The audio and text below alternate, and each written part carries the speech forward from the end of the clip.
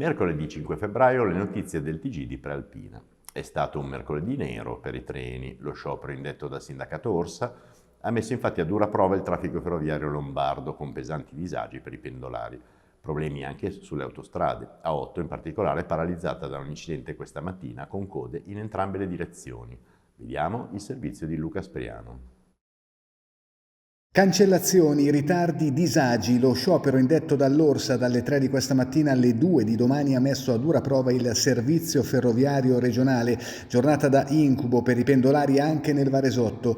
Il sindacato parla di paralisi, sottolineando come durante la mattinata si siano registrati importanti ritardi tra i 10 e gli 80 minuti sull'intera rete in cui hanno circolato i treni di garanzia di Trenord. Cancellata inoltre la quasi totalità dei treni fuori dalla fascia di garanzia tra le 6 e le 9, mentre il passante ferroviario ed il Malpensa Express sono rimasti coinvolti in pieno dallo sciopero. L'Orsa parla di adesione massiccia e sottolinea tra i motivi dell'agitazione l'indisponibilità di Trenord a trovare soluzioni alle criticità da tempo irrisolte in tutti i settori aziendali, sia rispetto alla normativa di lavoro che ai riconoscimenti economici. Giornata difficile anche per il traffico automobilistico. Questa mattina lunghe code sull'autostrada 8 Milano-Varese in seguito a un incidente tra Busto Arsizio e Castellanza. Problemi alla viabilità stradale anche nel Saronnese. Un camion ribaltato tra Saronno e Gerenzano ha provocato lunghissime code. Ci racconta tutto Roberto Banfi. Un camionista di 49 anni ferito e traffico in tilt lungo la Varesina nel sud della provincia. Questo il bilancio dell'incidente stradale avvenuto oggi alle 13:15 proprio al confine fra Saronno e Gerenzano, dove si è ribaltato un camion che trasportava vetro e lattine. Il conducente è stato soccorso dai vigili del fuoco e dal personale dell'autoinfermieristica. Si tratta di un uomo di 49 anni che non ha riportato gravi conseguenze. Ma la presenza dell'autotreno appoggiato su un fianco in un punto nevralgico della viabilità locale ha letteralmente bloccato il traffico. Si sono create lunghissime code non solo lungo la ex statale, ma anche nell'abitato di Saronno sino in centro. Rapporto di Legambiente sulle città italiane con problemi di smog. Tante in Lombardia soffrono di inquinamento. Varese invece respira bene. Il famigerato PM10 infatti è sotto controllo. Vediamo il servizio. Mercoledì 5 febbraio siamo sul ring di via Copelli a Varese perché qui c'è la centralina, la vedete, che rileva lo smog. Siamo qui perché nel rapporto nazionale MAL Area di Città di Legambiente vengono segnalati i capoluoghi di provincia dove si respira peggio. Sono tanti in Lombardia ad avere problemi col PM10, il temuto inquinante dei mesi freddi. In questo elenco per fortuna non c'è Varese. La città Giardino può infatti ritenersi, insieme a Lecco e Sondrio, una realtà dall'aria davvero buona. Pensate che nelle ultime 2 settimane a Varese i valori giornalieri delle polveri sottili sono sempre stati molto contenuti, quasi sempre sotto i 20 microgrammi per metro cubo. Lo smog invernale non è allarmante qui all'ombra del Sacromonte. A Varese l'ex caserma Garibaldi si sta letteralmente sgretolando. Scopriamone di più nel servizio di Barbara Zanetti. Ex caserma Garibaldi, pareti tinteggiate e con intonaco che si stacca in modo evidente, suscitando interrogativi e commenti tra i cittadini. Proseguono infatti a rilento i lavori di riqualificazione dell'ex caserma Garibaldi, un progetto che mira a trasformare l'edificio in un importante polo culturale per la città, ma che sta affrontando notevoli ritardi e difficoltà.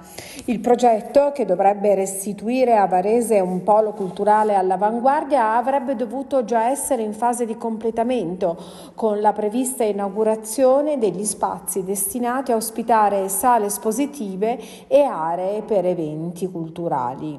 Sulla questione l'intervento di Domenico Esposito, consigliere comunale di Forza Italia, che dice: sono venuto a conoscenza di una situazione allarmante, ovvero che la ditta che ha vinto l'appalto dopo le contestazioni se ne sarebbe andata, abbandonando il cantiere.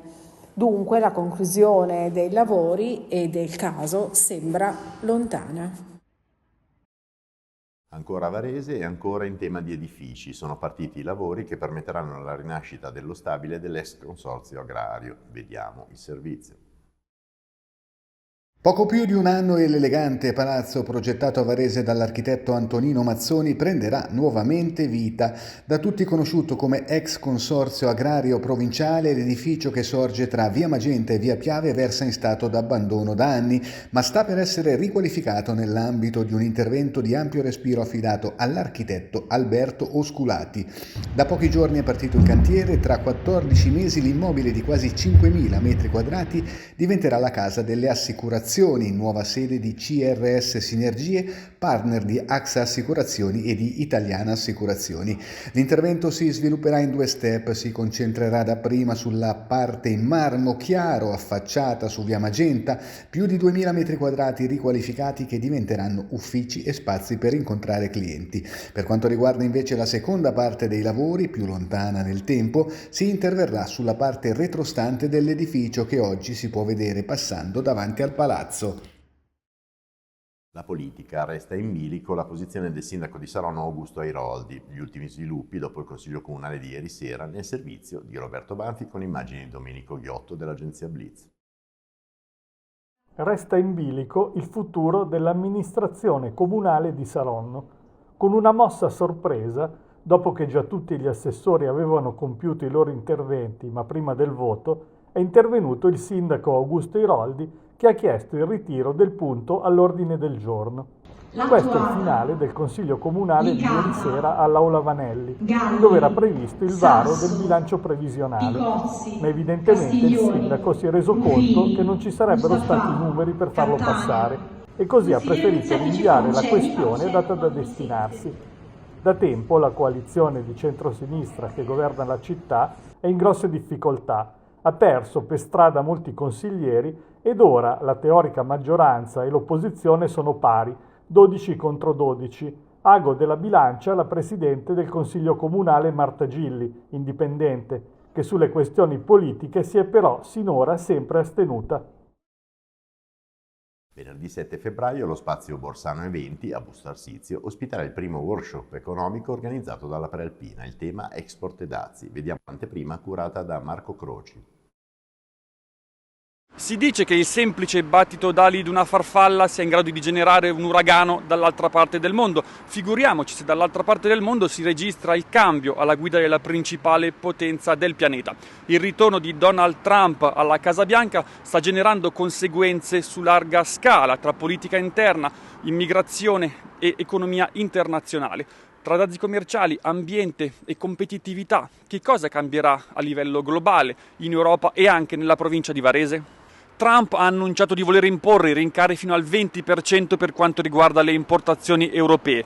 Che cosa cambierà? Ne parleremo durante Economics Workshop, un incontro in programma venerdì 7 febbraio a Borsano Eventi con la partecipazione di molti esperti in materia. L'appuntamento sarà moderato dal direttore di Prealpina Silvestro Pascarella.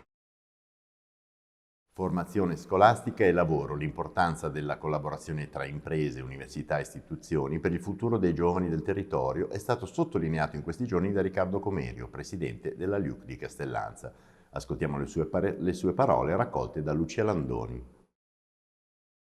L'assioma impresa, università e istituzioni è un fattore vincente per quello che è il futuro e lo sviluppo dei nostri giovani, che vuol dire in quota parte anche il futuro e lo sviluppo e il successo del nostro territorio. Quindi se la LIUC oggi è la migliore università a livello italiano nella nicchia delle piccole e medie per fattori di internazionalizzazione, anche la provincia di Varese ricordo essere una delle province più internazionalizzate a livello italiano. Quindi questi sono fattori che messi insieme dovrebbero portarci a una semplice considerazione su dove vogliamo porci e quindi diventa facile se le idee sono abbastanza chiare. Ed ora le anticipazioni di alcuni dei temi che troverete domani sulla Prealpina, disponibile in edicola e sui supporti digitali. La parola a Fabio Pellaco. Buonasera, sulla prealpina di domani disponibile in edicola e anche sui supporti digitali ci occuperemo di piani di sviluppo di SEA che, l'ho confermato oggi, l'amministratore delegato Armando Brunini punterà forte su Malpensa. India e Cina sono alcune delle destinazioni da potenziare, l'annuncio durante il convegno Aeroporti nel mondo che cambia. E poi ancora truffe ai danni degli anziani, a Cantello una coppia è stata raggirata, il truffatore ha fatto deflagrare un petardo per convincerla di un fantomatico rischio esplosione, poi è fuggito con ori e gioielli. Ancora vetrina televisiva per Varese domani nel corso della trasmissione Geo in onda su Rai 3. Il documentario La città giardino esalterà la primavera varesina con i suoi meravigliosi parchi pubblici e privati e rigoglio dei suoi tanti giardini. Come ogni giovedì poi troverete in edicola all'interno del quotidiano il settimanale Oltre, settimanale di cultura, costume e spettacolo. In copertina La Belle Époque. Per lo sport, infine, riflettore sul tennista castellanzese Mattia Bellucci e sulla sfida di oggi con Medvedev nel torneo di Rotterdam. Grazie Fabio, con questo è tutto. L'appuntamento a domani sempre alle 19. Buona serata a tutti.